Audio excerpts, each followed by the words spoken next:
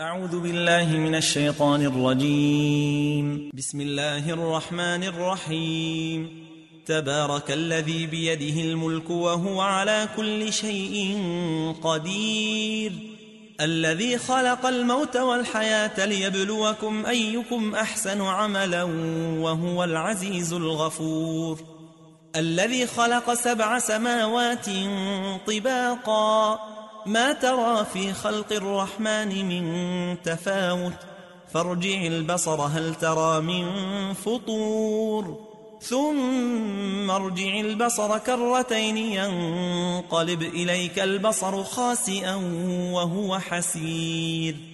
ولقد زينا السماء الدنيا بمصابيح وجعلناها رجوما للشياطين وأعتدنا لهم عذاب السعير. وللذين كفروا بربهم عذاب جهنم وبئس المصير.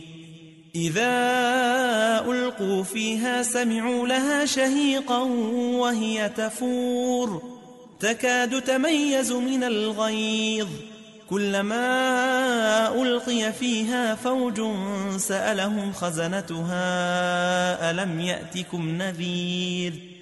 قالوا بلى قد جاءنا نذير فكذبنا وقلنا ما نزل الله من شيء إن أنتم إلا في ضلال كبير. وقالوا لو كنا نسمع أو نعقل ما كنا في أصحاب السعير، فاعترفوا بذنبهم فسحقا لأصحاب السعير. إن الذين يخشون ربهم بالغيب لهم مغفرة وأجر كبير.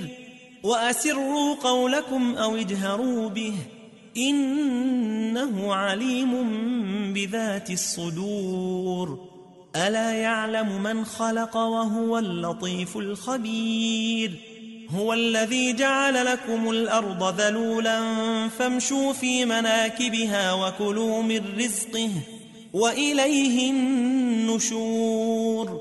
أأمنتم من في السماء أن يخسف بكم الأرض فإذا هي تمور، أم أمنتم من في السماء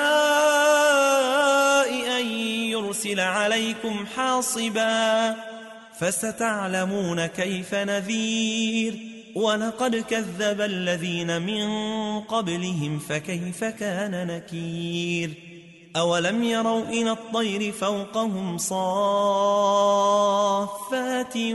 ويقبضن ما يمسكهن إلا الرحمن إنه بكل شيء بصير.